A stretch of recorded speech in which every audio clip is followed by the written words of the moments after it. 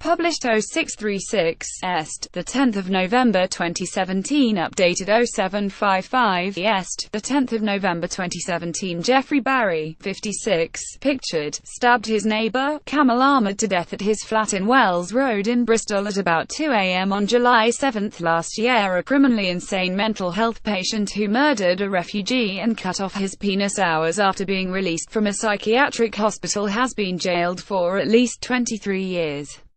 Jeffrey Barry, 56, stabbed his neighbour, Kamil Ahmad, 49, to death at his flat in Wells Road in Bristol at about 2 a.m. on July 7 last year. There were 25 stab wounds to Mr. Ahmad's face, including his eyes, and fatal stab wounds to his stomach, right arm and left wrist. His penis had been cut off after his death. The murder took place hours after Barry, who has paranoid schizophrenia, was released from a psychiatric hospital. Barry had previously claimed Mr. Ahmad was a rapist, a thief, a pedophile and a terrorist. He had relapsed after he stopped taking antipsychotic drug clozapine in November 2015, and in a series of bizarre and rambling notes he wrote, "Kamil is trying to kill me and I am extremely psychotic." Bristol Crown Court heard that psychiatrists had opposed Barry's release from hospital, but a mental health tribunal overruled them and said he should be discharged. Barry told a community psychiatric nurse he was criminally insane in a phone call he made minutes before the fatal attack. But police discovered a note in his room reading, "The fact is, I have acted out my entire psychiatric history. I'm very well. Sorry." A jury unanimously convicted Barry, who is being held at Broadmoor Hospital, of murder following a 12-week trial. Jailing Barry for life, Mrs. Justice Mace said, "In hindsight, the decision to discharge Mr. Barry from hospital is nothing short of calamitous, given what happened hours later." She told him once inside Mr. Ahmad's flat, "You subjected him to a frenzied attack and the pathologist describes over 70 separate knife injuries. Mr. Ahmad bled to death. After he died, you cut off his penis and then you went downstairs and phoned the police." On the jury's verdict, notwithstanding you were suffering from a chronic mental illness, you were not in such a grip of illness that you didn't know what you were doing. Prosecutors had asserted that Mr. Ahmad's murder was racially motivated and therefore should carry an increased sentence, but the judge said Barry held a range of grievances against him. There were 25 stab wounds to Mr. Ahmad's face, including his eyes, and fatal stab wounds to his stomach, right arm and left wrist. His penis had been cut off after his death. Barry's thought system has been polluted and distorted by his mental illness over the years, and the things he said cannot be judged by the standards of the sane general public, the judge added. David Jeremy QC, defending, said Barry should never have been released by the mental health tribunal and that his client was a victim of a flawed decision. In assessing his responsibility, the sentence should reflect that the responsibility for Mr. Ahmad's death is shared by others, he said. The Mental Health Tribunal discharged Mr. Barry on the day he killed Mr. Ahmad. They did so on a flawed process in which they were not provided with information. The tribunal reached a conclusion that Dr. Dave Barker, Dr. Roger Thomas and Dr. John Sanford said they didn't agree with. In one bizarre note, Barry said, "Kamil is planning to kill me." Police found several pieces of paper with ramblings written by the 56-year-old. One of them said, "The fact is, I have acted my entire psychiatric history.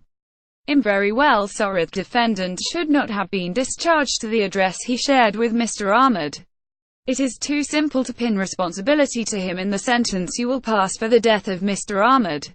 Jeffrey Barry, as well as Mr. Ahmad, is a victim of a flawed decision to discharge him from hospital on the day he went home to murder Mr. Ahmad.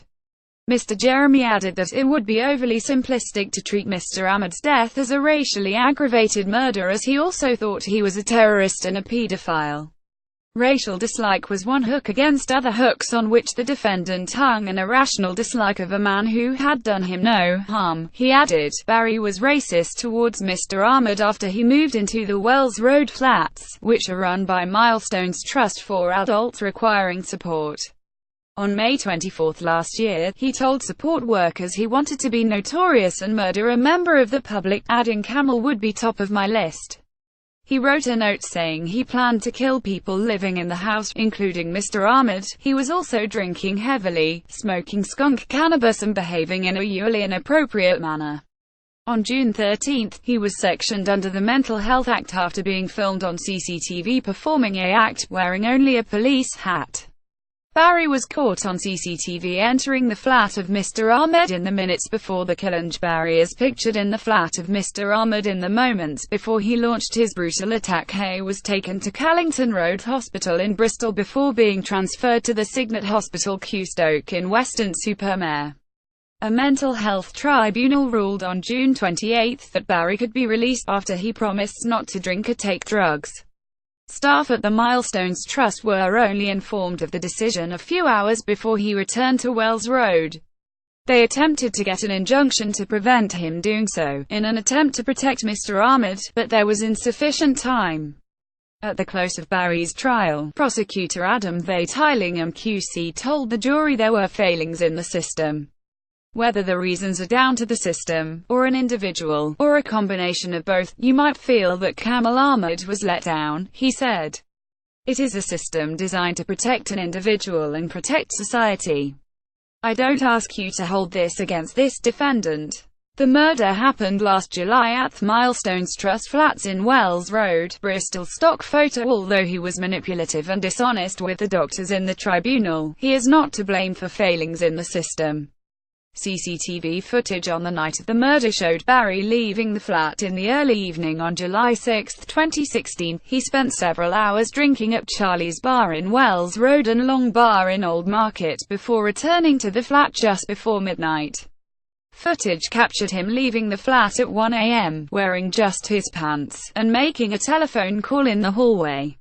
He rang a mental health crisis helpline and told the operator he was criminally insane and was not responsible for his actions. He ended the call at 1:26 a.m. and appeared on CCTV footage 3 minutes later, emerging from his flat shirtless but wearing trousers with a knife in his pocket. He then walked upstairs and knocked on Mr. Ahmad's door. His victim opened the door and Barry went in before emerging 42 minutes later with blood visible all over his clothes. He then walked back down to the hall, dialed 999 and told the operator he had killed Mr. Ahmad. Speaking last month, Mr. Ahmad's family described the Kurdish refugee as a deeply loved member of our family. They said, "We have one question: why was Kamil not protected by the authorities from this violent racist? We call on all the authorities to give an honest answer to this question without delay, so that Kamil can rest in peace and so that other vulnerable people are protected." A spokesman for Avon and Wiltshire Mental Health Partnership NHS Trust described the murder as tragic and brutal. "We remain committed to close cooperation with all agencies in an effort to prevent such an event happening in the future," he said. John Hoskinson, chief executive of the Milestones Trust, said an internal review was being conducted, as well as other investigations. "We do understand this is a very difficult time for those involved but are unable to comment further until the results of these investigations are known," Mr. Hoskinson added.